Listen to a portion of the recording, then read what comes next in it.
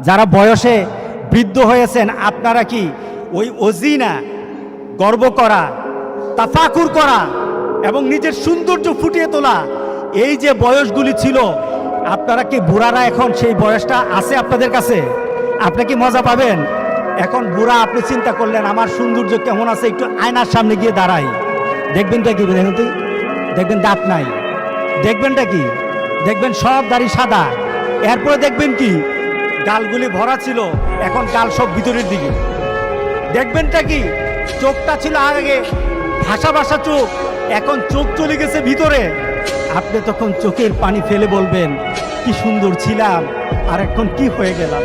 চামড়াটা শুকনা হয়ে গেছে, চামড়াটা আপনার কুচকিয়ে গেছে, আপনি নিজের মধ্যে আর সৌন্দর্য খুঁজে পাবেন না, আর নিজের সৌন্দর্য নিয়ে গর্ব করারও কোনো সুযোগ থাকবে না, কারণ আপনার জীবনে হলুদ হয়ে গেছে, ঠিক না? আপনার জীবনটা হলুদ হয়ে গেছে।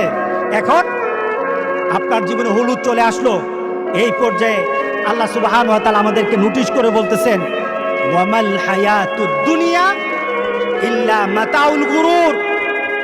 তোমাদের জীবনটা তোমরা চিন্তা করো আকাশের বৃষ্টির মতো এই হবে, আনন্দ চলতে থাকবে, না না, চলবে না।